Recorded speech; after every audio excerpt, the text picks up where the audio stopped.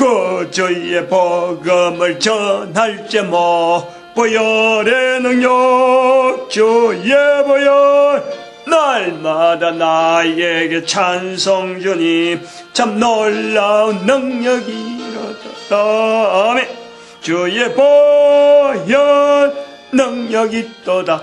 주의 피 믿어 주의 보혈 거린 양의 매우 귀중한 피로다. 아멘. 주여.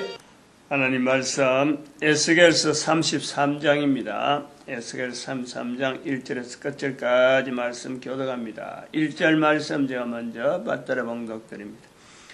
여호와의 말씀이 내게 임하여 가라사대 인자야 너는 내 민족에게 구하여 이르라. 가령 내가 칼을 한 땅에 임하게 한다 하자. 그 땅 백성이 자기 중에 하나를 택하여 파수꾼을 삼은 에스겔서 33장입니다. 33장 12번 넘었고 13번째 지금 하는 것 같습니다. 새로 3번까지 한다 하더라도 할 수 없다 하는 자세를 어제 보였고 오늘 33장을 통해서 그 변화되어지는 이 요소, 그 징검다리, 고속도로 톨게이트, 고속도로 인터체인지와 같은 신약 성경이라고 하는 요소가 우리가 분명히 있는 지금 시점에 에스겔이라고 하는 그 위치, 에스겔스가 가지고 있는 그 위치, 신약 성경이 이제 좀 이렇게 종합적인 어떤 시각을 신약 성경 전체를 하나의 종합적인 시각으로 보려면은 에스겔서를 읽어보면은 신약 성경이 좀 빨리 이해가 되고 특별히 복음서에 나오는 여러 가지 표현들은 신약 성경 27권 중에서 복음서만 집약해서 보려고 하면 이 33장하고 연결하면 되고 신약 성경 전체를 조명하는데 참국을 한다 할 적에는 에스겔서 전체를 보면 도움이 될 거다. 이 구약의 어느 부분을 빨리 가서 신약 성경을 읽다가 구약의 39권 전체를 두고 어디가 제일 가까울까? 그럴 적에는 에스겔서를 참고하면 될 거다. 그런 내용이에요. 에스겔이라고 하는 이 독특한 환경, 에스겔서를 처음 시작할 때 에스겔서 1장에 나오는 에스겔에게 제사장인 나 에스겔에게 하나님 말씀이 특별히 임한다. 특별히 임한다 하는 이 내용이 있어요. 에스겔도 자신이 볼 때 어처구니 없다는 거죠. 아마 상당하게 에스겔은 이 제사장으로서 하나님 말씀이 임하는 이 자체를요, 상당하게 마음적으로는 싫은 거, 하기 싫은 거, 그걸 맡아가는 모습을 보는 거예요. 처음에는 안 하려고 애를 쓰는 거지. 안 하려고 하는데 불구하고 자꾸 인도되어지는 그 섭리. 그러니까 우리가 기록된 성경 내용, 에스겔서 전체 내용에서 에스겔에게 임한 모든 말씀을 다 기록했다라고 보지는 못합니다. 우리가 환경이 그러니까 임한 내용을 어디 영상물로 하고 캠코더를 찍는 게 아니고 자기가 받아가지고 다시 어떤 선지일이 그렇단 말이에요. 기록을 남길 때까지는요, 이게 나름대로 시간이 있는 거예요, 시간. 그래서 기록을 남기는 이 환경이 되어서 또 기록이 남기는데 순서도 안 맞을 수가 있고. 그러니까 오늘 요 33장에서 보니까 그 날짜를 적어놨잖아요. 날짜를 12년 포로된 지 12년, 여기 온 지 우리가 사로잡힌 지 12년, 요래 12년까지 올 정도로 에스겔에게 그동안에 많이 훈련을 한 거예요. 선지자로서의 훈련을 했다는 거예요. 그 중에서 몇 가지들이 이제 기록이 되어 있는데, 그러니까 에스겔이라고 하는 이 한 사람의 환경에서도 개인적으로도 선지를 맡지 않으려고 할 수 있는 요소가 있다는 거죠. 제사장이 위치하고 선지의 위치하고 선지자의 위치하고 이스라엘에 갖다 놔면요, 제사장이 선지자를 할래야 할 수가 없어요. 자기가 맡은 일이기 때문에 제사장 일을 안 하고 손을 놔두면 그 일을 누군가 대신해야 되는데, 그게 하나의 조직 속에서 예를 들어서 우리가 종손 가문에, 종손 집안에, 종손으로 쭉 내려오는 사람이 예수 믿고 제사 안 드리겠다, 이런 거하고 같은 기라. 이 제사장으로서 예루살렘에서의 이 제사장이 있다가 선지를 하겠다고 하는 것은 마치 우리가 하는 건 또 그런 기라. 그걸 누가 쉽게, 그 문화 속에서 쉽게 그래 받아들일 그런 게, 우리가 선지자에 대한 이 개념이 우리가 여러 가지 잘못 생각하는 것이 얼마든지 엄청나게 많이 있을 수가 있다니, 이런 부분을 고려를 해야 되는 거예요. 여기 특별히 임한다 하는 자체가 이런 하기 싫은 어떤 환경에서 개인적으로 표현하는 것도 있고, 특별히 임한다. 그리고 지금 이 에스겔이 처해 있는 환경이 자기가 제사장으로서 선지자 받는 것도 있지만은 바벨론에 포로가 있다. 바벨론에 포로가 있는데 선지를 한다. 이것도 안 맞는 거예요. 그러니까 이것도 특별히 들어가네요. 특별히. 개인에서 출발해서 어떤 그 포로되어 온 몇몇 사람들, 그 어떤 무리, 단체, 그 어떤 이런 어떤 집단, 바벨론에 비하면 이거는 아주 무시당하게도 있으나 마나 하는 그런, 자기들이 봐도 어처구니 없는, 이것도 어처구니 없는 거예요. 선지일을 하면은 제사장도 마찬가지지만 제사장은 아예 장소가 바벨론에 왔기 때문에 제사장 아예 포기가 되는데, 이 선지일은 장소에 구애되는 것 없고 시리도 구애되는 것 없이 계속해서 할 수 있는 일인데, 이게 바벨론에 산다는 자체가 대상을 두어야 될 이 대상이, 제 선지자는 대상을 두어야 되는데, 이 대상이 선지일을 하는 그 대상으로서는 에스겔이 처음 하는 그 입장이 되니까 하긴 하지만은, 대상이 지금까지 이스라엘 백성 전체를 대상으로 하던 이것이 지금 나라도 아니고 한쪽에 지금 몰려오는 한쪽 구티에 사는 이런 사람들한테 선지를 한다. 이것도 어처구니 없는 일이야. 안 맞는 일이야. 이것도 특별한 거예요. 이런 특별한 환경 속에 우리가 지금 에스겔서 전체가 나타나는 이 내용 자체에서 2500년이라는 세월을 두고 우리가 뒤다보는 거예요. 내다보는 거예요, 지금. 이거를 살펴본단 말이에요. 2500년에는 한 개인이 살아있을 수 있는 날짜도 아니에요. 250년도 어렵고, 2500년은 기록된 내용을 통해서 살펴본다 그럴 적에 뭘 보느냐? 어떤 사람, 기록한 사람을 통해서 보는 게 아니고 2500년 동안 흘러온 인류의 역사를 통해서 보는 거예요.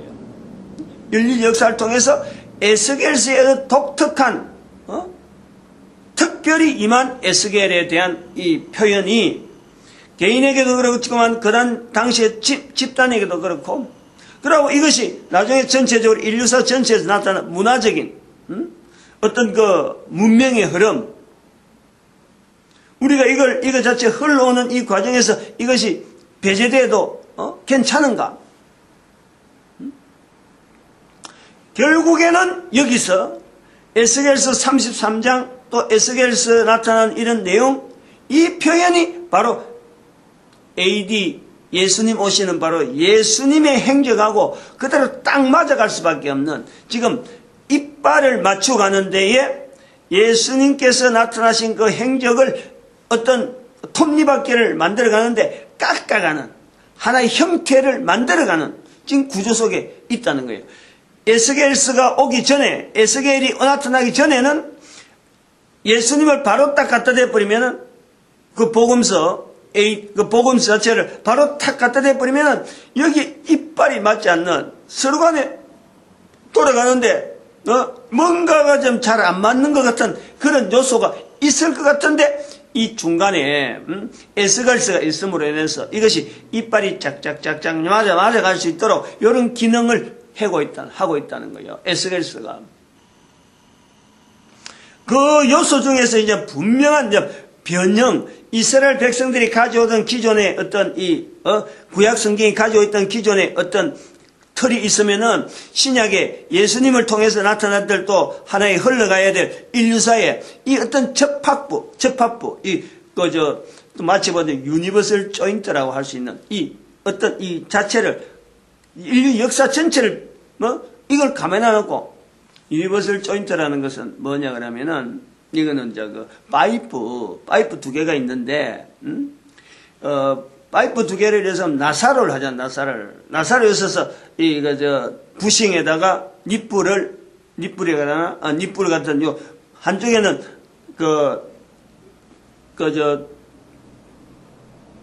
파이프가 산이 있는 그래서 이쪽에 닛불이 있으면 닛불에다 나사 전체를 이 파이프 전체를 돌려서 이거 감는 거예요. 이거 조인트 난다니까 두 개를. 근데 이것이 파이프가 길면은 돌릴 수가 없고 또 한쪽 꼬퉁이가 고정이 되어 있고 이것이 돌려야 될 수 있는 그런 요소가 아니고 이것이 고정이 되어 있고 이것도 T자로 되어 있고 모양이 양쪽으로 막 이상하게 되어 있으면요.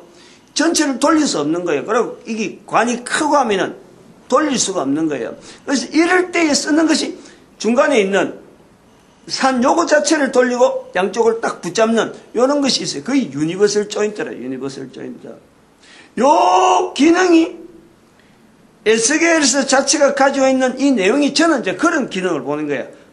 징검다리, 고속도로의 인터체인지, 그 다음에 큰 파이프를 연결하는 하나의 유니버설 조인트 같은 그런 공항을 하고 이런 부분에 오랫동안 해봤기 때문에 이런 표현을 쓰는 거지. 이거 이공계통들도 들어보면 이공계통이 이 말 들으면요 개념이 탁 서는 거예요. 아 이게 지금 뭘 말하고 있다. 유니버설 조인트라고 하면 무엇을 말하고 있다. 이거 탁 안다니까. 이 에스겔스가 특별히 임한다 하는 자체가 저는 그런 개념을 본다니까.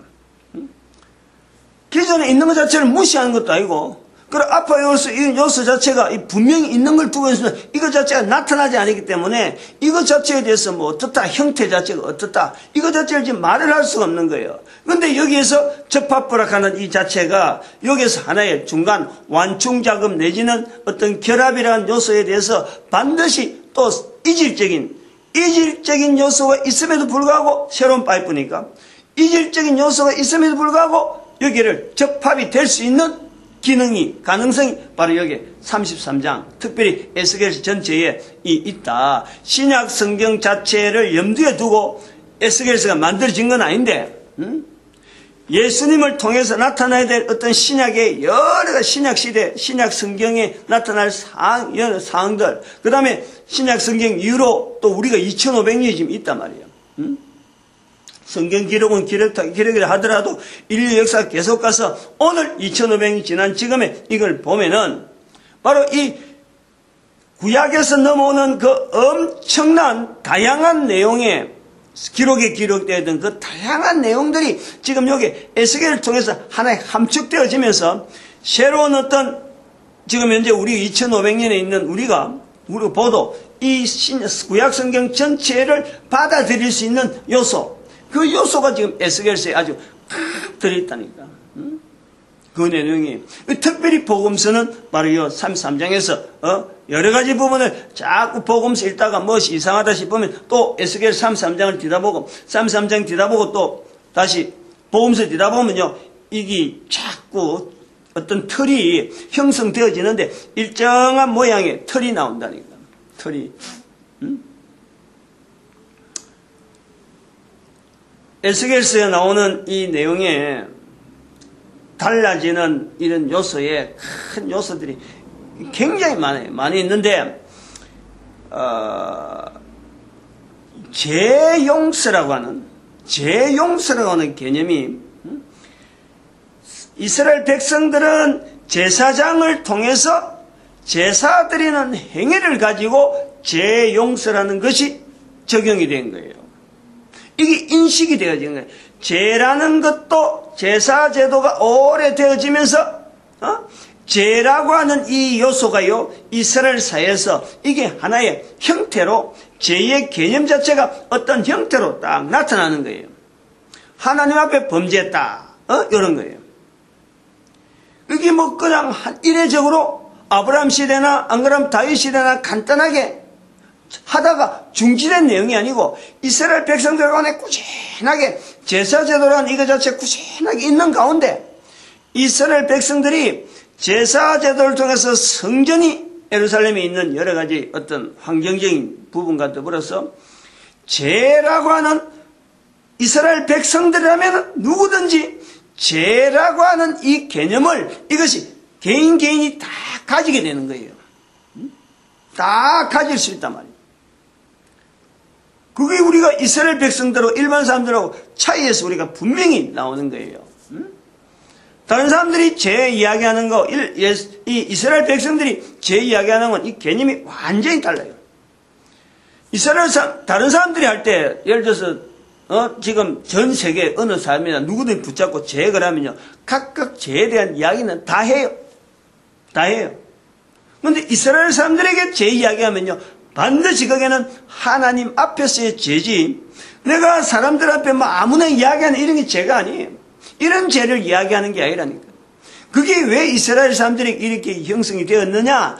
제사 제도를 통해서 모든 사람들에게 죄가 뭐다, 죄 어떤 거다 이 설명을 안 해도 제사 제도를 통해서 이스라엘 사람들의 의식, 이스라엘 사람들의 개념 속에는 죄라고 하는 내용이 딱 부각된다니까.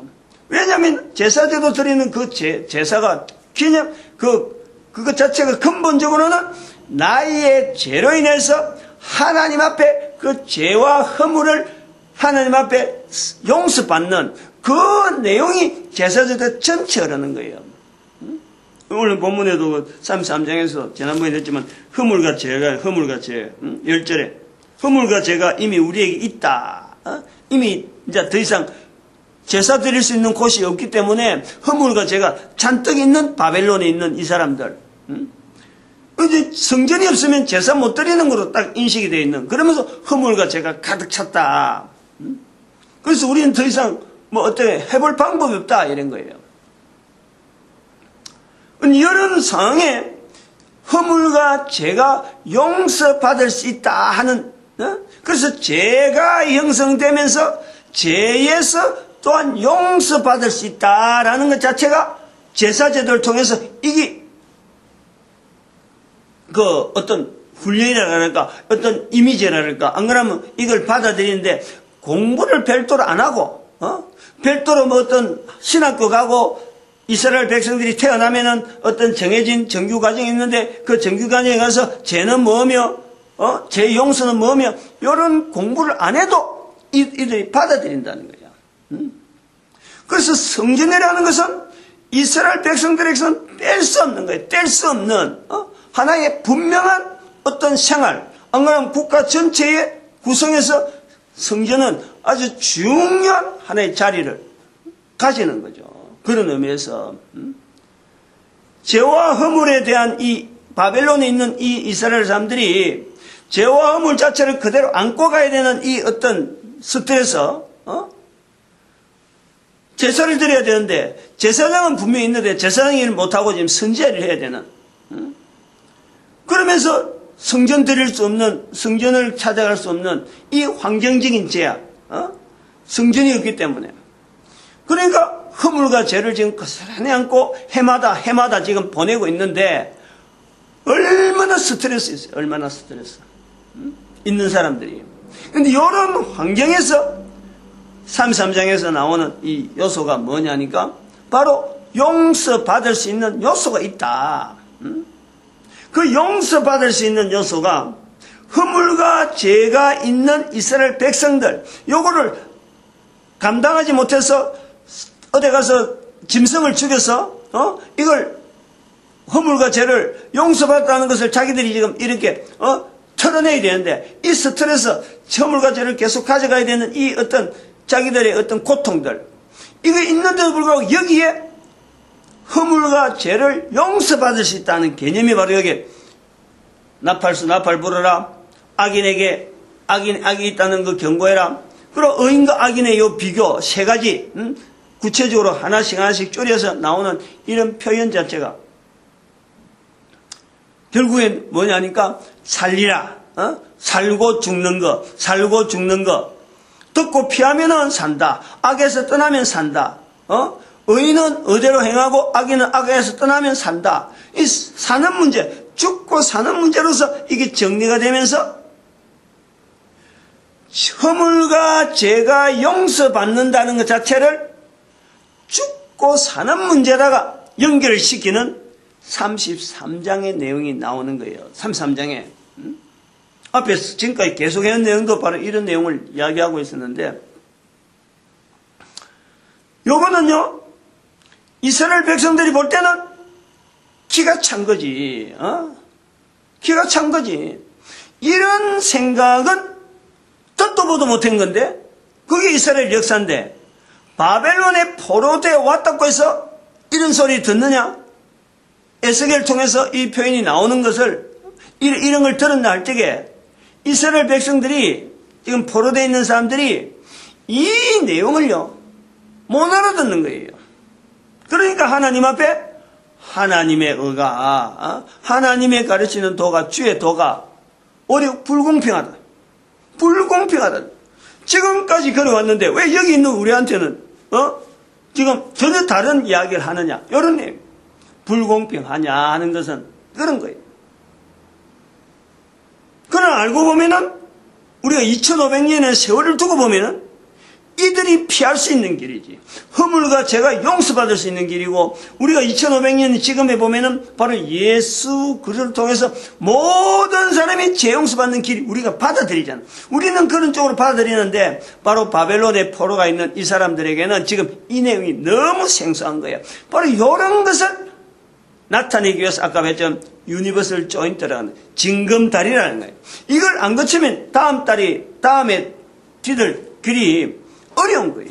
징검다리가 한 칸 한 칸 나올 때마다 사람의 발폭에 딱 맞춰서 났기 때문에 그거 안 뒤덮고 다음에 하려고 하면요, 빠질 확률이 거의 99% 이상이라 빠진다니까. 그 징검다리 하나 안 뒤고 다음에 뒤라고 하면, 즉 우리가 에스겔서를 안 거치고 구약을 간다든지 구약에서 신약으로 왔다 갔다 할 때에 에스겔서를 안 거치면요, 오류가 될 수 있는 확률이 엄청나게 많다 이거죠.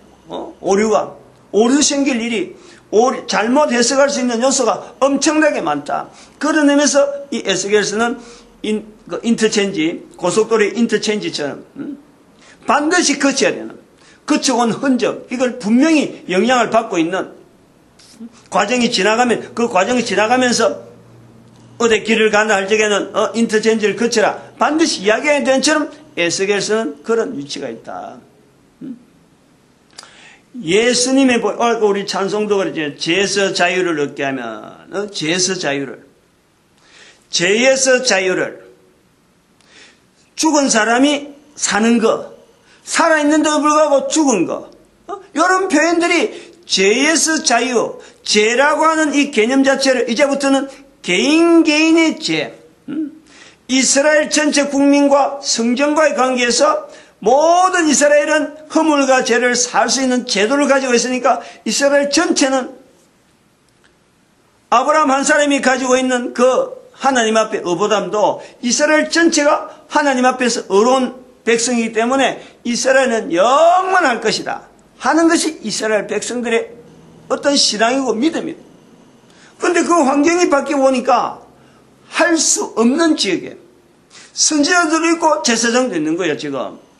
알고 보면은 제사장으로서 나는데, 그런데 이스라엘 백성들이 성전이 없으니까 제사장이 있고 선지자가 있음에 불구하고 제사를 못 드리는, 허물과 죄를 용서받을 수 있는 그 답답함, 그 답답함을 우리가 이제 보면서 2500년의 세월을 일찍 볼 때, 에스겔을 통할 때 이런 답답함이 있는 게 불구하고 예수님의 오심을 통해서 바로 이들 자체가 현재 있는 데서 어떤 분명한 해결되는 방향, 언제부터는 이 바벨론에 있던 이 이스라엘 자체가 성전 중심이 아니고 흩어지는 이스라엘 백성들을 통해서, 이스라엘 백성들의 환경을 통해서, 예수를 통해서 이스라엘 백성들이 가지고 있는 이 문화를 이제는 모든 사람들에게 적용하는 과정이 나타난다. 그걸 우리가 보는 거고, 바로 그게 중심이 바로 이제는 구약에서 쭉 내려오는데, 모든 내용이 이제는 모든 인간들이 징검다리를 거쳐야 되는 모든 문화에서, 모든 환경에서 전 세계 인류가 하나의 징검다리를 거쳐서 다음 인류에 넘겨가는 과정에서 에스겔서가 나타난 이런 징검다리 기능이 바로 예수 그리스도 통해서 나타나는데, 이제는 전 인류라는 거예요. 전 인류. 전 인류라고 하는 이 구정에서 바로 예수 그리스도께서 포스라되어서 예수 그리스도를 통해서 제사 드리는 그 행위가 어떤 내용으로서 정리가 되고, 죄에서 자유함을 얻게 되는 것이 어떤 거고, 죽음에서 산다는 것이 어떤 내용인지, 이 내용이 정리가 된다는 거예요. 정리가. 그래서 오늘 여기 15절 16절에 보면은 정령 죽지 아니하리라, 정령 살리라, 이 표현이 15장 16절이었어요. 15절과 16절 두 번 나오잖아. 정령 죽지 아니하리라, 정령 살리라. 의인이 악인이 행동을 하면은, 의인대로 행동하는 게 그거야. 뭐 의인이니까 그대로 하는데, 의인이 악인으로 죄를 범하면은, 악한 일을 하면은 바로 그 죄 때문에 죽는 거고, 악인인데도 불구하고 악인이 한번 악인이 되면 영원히 악인이 돼야 되는데, 이 악인이 행동을 바꿔서 이게 바로 바르게 행동하면은, 의대로 행동하면은, 법과 의대로 행동하면은 이게 죽지 않고 산다. 이스라엘 백성들은 이 개념이 없어요. 이거는 해도 너무한 거예요.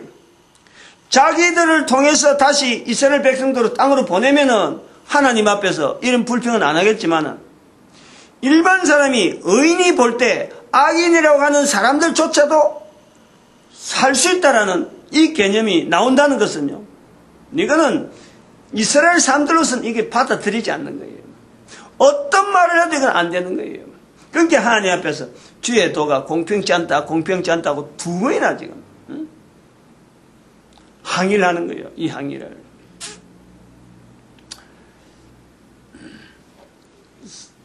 요 에스겔 33장에 있는 예수님의 보혈, 모든 인간들을 향해서 이제 예수님이 오시는 거, 그걸 지금 하나님은 다 준비해 놓고, 에스겔 33장을 통해서 우리가 정리할 것은 결국은 이스라엘을 가는 이 문화 자체를, 이스라엘은 이스라엘 백성들만 가지고 우리끼리 하는, 우리만 하면은 요렇게 하려고 하는 이 문화를, 하나님은 그 문화 자체를 오랫동안 간직하면서 이것이 두고두고 모든 인류 가운데 사용할 수 있는 하나의 모델로서 그것을 이제는 터뜨릴 때를 나타낸다는 거지. 에스겔을 통해서 그 내용을 나타내는 거예요. 그 내용을 나타내는 그 구조가 에스겔서가 바벨론 문화, 애굽 문화, 이 속에서 있는 지중해 문화라고 하는 이 문화, 전혀 생각지 않고 뜻밖에 있던 이 문화가 터뜨려지는, 깨지는, 그래서 두 문화의 어떤 공존만 가지고 있던 우리가 이 구조가 바로 세 문화라고 하는, 어떻게 보면 당시로부터는 전혀 뜻밖의 문화라고도 볼 수 없는데도 불구하고 분명히 문화가 형성되어 있던 이 지중해 문화, 두로를 통해서 나타났던 이 지중해 문화가 있었는데, 이 세 문화가 이제는 예루살렘 멸망을 통해서 완전히 좀 뒤섞이는 거, 서로 간에 막 교류가 되어지는 요 구조가 있다니까. 요 구조를 봐야 되는. 뒤섞인다, 전쟁이 났다, 어느 나라가 참 멸망당하고 어느 나라가 뭐 승리했다, 요것보다도 전쟁의 구조를 보면 이겼다 졌다라는 걸 보겠지만은, 문화라는 구조를 보면요, 이 전체적인 이 휘돌아치는 이 와중에 결국에는 일정한 문화가 형성된다라는 것을 보는 거예요. 우대가 지금 2500년 지난 지금에 볼 때는 이 누가 이겼다 누가 졌다는 게 중요한 게 아니잖아요. 그로 통해서 남은 문화가 오늘 내한테 어떤 영향을 끼치고 있느냐, 요것 자체가 우리한테 지금 찾아보는 거랍니다. 그럼 요 속에서 당시에 눈에 보이는 것은 바벨론 문화고 애굽 문화고 지정의 문화가 있는데, 그 영향이 지금 오늘날까지 우리에게까지 와 있는데, 그러나 빠뜨릴 수 없는 내용이 바로 이스라엘이라고 하는 이 히브리 문화라고 하는 이 문화가 있다는 거예요. 근데 요거는 일반 사람들이 성경이라든지 이스라엘에 대한 거라든지 에스겔서를 두고 또 복음서를 두고 이런 성경에 근거하지 않으면은 이 문화는 일체 나타나지 않아요. 아무도 찾을 수가 없지. 누구든지 성경을 근거해야만이 나타나는 거예요. 그러면 문화가 분명히 있는데 이 문화를 중심으로 보지 아니하고 전체 문화를 보면은 전쟁 문화라. 전쟁에서 일어나는 큰 해몰아치는 여기서 누가 강대고 있다가 또 사라지고 또 여기서 강대고 사라지고 하는 이 전쟁 문화에서 어떤 이 인류 문화를요 어떤 중심점을 찾지를 못해요. 어디로 가야 될지를 모르는 거예요. 어디로 튈지 모르는 거예요. 앞으로 우리가 인류가 지금 살아있어도 지금 현재 있다더라도 이 문화가 앞으로 어떤 문화로 갈 거다. 이 방향을 모르는 거예요. 그 중심을 모르면 그렇다니까. 문화에 대한 내용에. 근데 이 인류의 문화가 일정한 방향이 있다라는 요소가 바로 이런 에스겔서를 통해서 새 문화가 있는데 그 문화에 눈에 보이지도 않는, 나타나지도 않을 것 같은 그 히브리 문화라고 하는 이 내용이요. 중심에 있다니까요. 중심에. 이 히브리 문화의 중심에서 우리가 말하는 소위 말해 히브리 문화라는 거지. 일반적으로 통용하는 일반 사람들이 부를 수 있는 언어로서 히브리 문화인데 그 히브리 문화라는 것은 바로 성경을 통해서 우리는 이야기할 수 있는 것이 바로 하나님은 모든 사람을 구원하기 위한 이 인류의 문화를 지금 활용하고 있는 거예요. 활용. 인류가 마음껏 지 마음대로 하는 것 같아도 그러나 그 문화의 중심에는 인간을 구원하시기 원한 하나님의 섭리, 그 섭리의 범위 안에서 인간들이 찢고 뽑고 전쟁하고 어떤 나라는 태어나고 어떤 나라는 또 국력이 쇠해서 죽고 사라지고 그러다가 또 세월이 지나면 또 새로운 문화가 되어서 또 서로 상대하고 반목하고 갈등하고 그러면서 또 어떤 문명을 일으키면서 존재하다가 오늘날 인터넷 시대가 되어서 이렇게 쭉 누구든지 다 이래 확인해 볼 수 있고 제가 지금 동영상을 하나 만들어 놔도 이 동영상을 앞으로 전 세계 모든 인류에게 보일 수 있다 하는 이 환경이 단순하게 될 것이다가 아니고 지금 되는 거예요. 바로 인터넷으로 설교 끝나고 나면 바로 유튜브로 내가 올려버리니까. 지금 이거 시차가요, 모든 사람이 알아들을 수 있는 것이 옛날에는 수백 년이 지나야 자료를 통해서 읽어야 아는 건데, 지금 불과 여기 끝나는 시점, 한 10분, 20분 사이에 말이에요. 전 인류가 이 내용을 다 볼 수 있다는 거예요. 언어의 장벽 때문에 그렇지, 못 들어서 그렇지, 요거 통역하고 중간에 요거 해줄 뻔이면요, 모든 사람이 다 공통되어지는 시공간이 초월되는 어마어마한 지금 우리 환경에 살고 있다. 살고 있는데 이런 문화 속에 앞으로 이 문화가 우리 인류가 70억의 인구가 어느 방향으로 나갈까 무엇을 두고 예측할 수 있나 그런 예측하는 이런 소위 말하면 미래학이라고 하는 이런 분야에 들어가 보면은 말은 거창하게 미래학하지만요 그 미래학의 전체적인 내용은 과거에 있었던 흔적을 요소들을 탁탁탁탁 이렇게 잡아가지고 그 요소에 향해서 어느 부분이 가장 치중할 것이다 하는 것을 말하는 거지 쓸데없는 아무것도 없는 맨 공중에다가 미래를 향해서 이야기하고 이런 건 절대 아니에요. 미래학도 그렇다니까. 근데 그 미래학의 그 중요한 결정이 뭐냐니까 바로 하나님께서 이 전체를 인류 전체를 몰고 가는 전체 범위를 제한시키기 위해서 어떤 방향을 향해서 항상 그 방향에 있는 그 중심되는 요소 이걸요 미래학이나 이런 데서 인문학에서는 절대 다루지 않는다네. 어느 누구든 다루지 않는다. 바로 그것을 다루고 있는 것이 성경에 다루고 있으니까 성경에. 그래서 성경 자체를 단순하게 옛날 과거의 책이고 지금 미래학을 이야기할 시점에서는 이게 아니다. 나타낼 아무도 없어요. 그러나 성경은 창세기 1장에서부터 시작해서 요한계시록 22장까지 끝까지 하나의 중심점에 나오는 인간 구원이란 인간 구원. 우리가 지금 있는 인간, 이 인간이 구원받아야 될 대상으로서, 다르게 하면 하나님을 나타낼 자로서, 여호와인 줄 알리라. 여기도 계속해서 나오잖아요. 29절에 그때에 그들이 나를 여호와인 줄 알리라. 하나님을 나타낼 존재로서 우리가요, 개인이 이 땅에 있다니까요. 그리고 그 땅에 여호와인 줄 알리라 하는 그 상태가 바로 우리에게 있어서는 하나의 구원으로 표현되어지는 거예요. 이것이 성경을 통해서 2500년이 되어진 지금 시점에서 바벨론에 있는 에스겔의 내용을 우리가 본 적, 이 구조가 있다. 근데 아침에 오늘 요 분야에 대해서, 요 부분에서요, 우리가 방향을 좀 틀어야 될 부분이 있어요. 지금까지 요 정도 선에서 끝났는데, 전쟁 문화를 갖고 이제 이야기한 거예요. 지금 당장에 그 당시에 있는 바벨론 문화, 애굽 문화, 그 다음에 두로 문화, 요 이야기를 했는데, 이제 성경 전체 구조에서 바벨론에 가 있는 지금 에스겔, 이스라엘 사람들을 통해서, 이스라엘 선지자를 통해서 바벨론에 가 있는데 하나님 말씀이 지금 나온단 말이죠.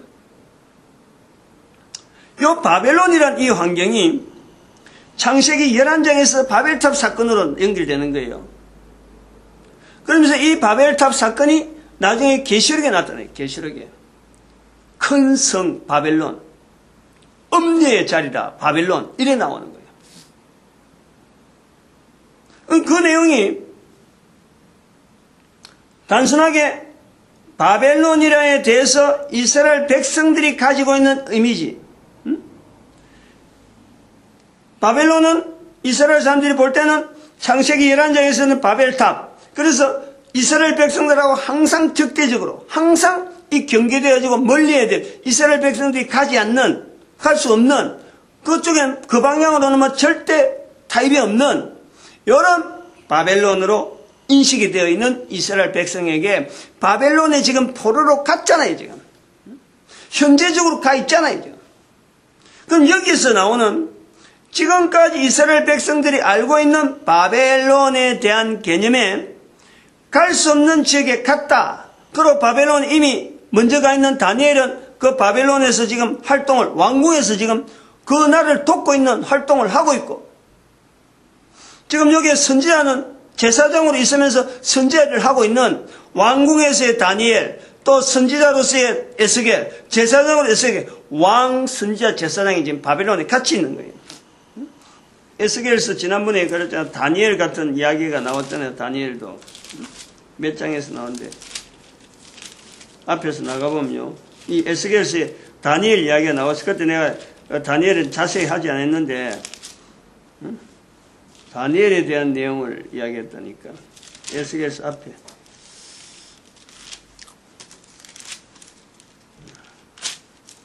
자, 바쁜데 그때 안 했으니까.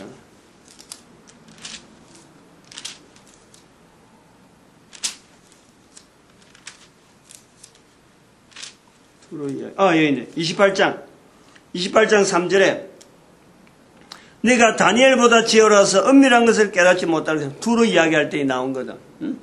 다니엘. 지금 다니엘은 그 앞에 지금 현재 살고 있는지 에스겔하고 동시에 살았는지 안 그러면 에스겔보다 어떤 미리 빨리 소천했는지 모르지만 지금 다니엘이 통용되고 있는 이런 시대라. 그렇게 보면은 객관적으로 보면 왕, 선지자, 제사장이요. 지금 바벨론에 같이 있는 거예요. 그러면 요 내용이요,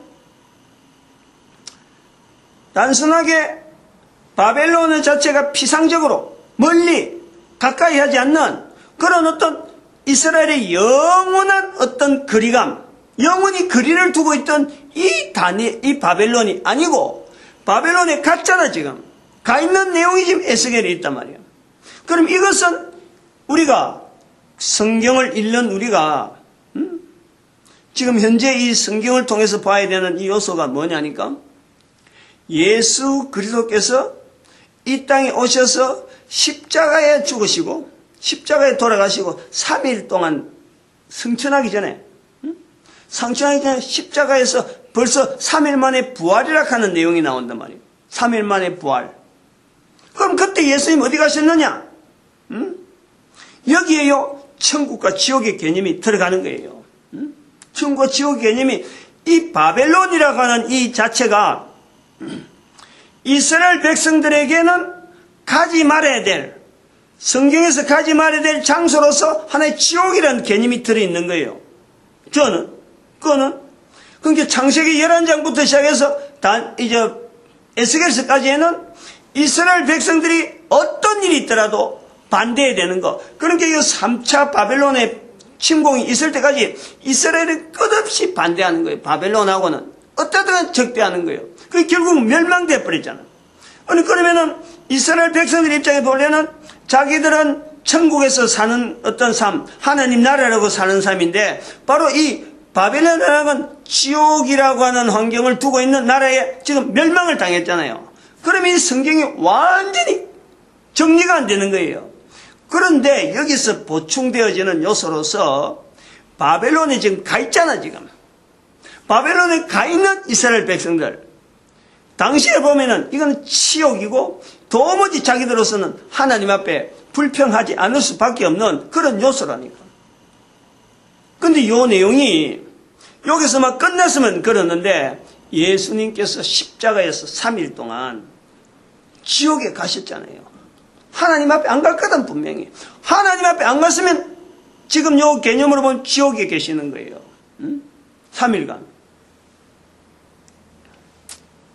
이건 뭐 굉장히 어려운, 뭐 개인으로서는 어떤 함부로 설명할 수 있는 그런 내용은 아닌데, 어쨌든 간에 분명한 거는 천국에 분명히 안 가셨고, 그럼 어디 갔느냐? 이제 요것 갖고 천주교에서 뭐 연옥 이야기하지만 천만에 여기에 다른 이야기 들어가면 안 돼요. 천국과 지옥 이 두 개념 갖다 갖고 이야기해요. 지금 요 바벨론의 에스겔하고 이 지금 포로되어 있는 사람들 입장이 지금 요런 내용이라니까. 요 개념이라니까. 지금 요 개념을 이으면은 요 개념이요 성경이 기록되어지면서 지금까지 현재적인 모든 내용의 교회라고 하는 이 환경에 현재 교회는 땅에서 세워져요.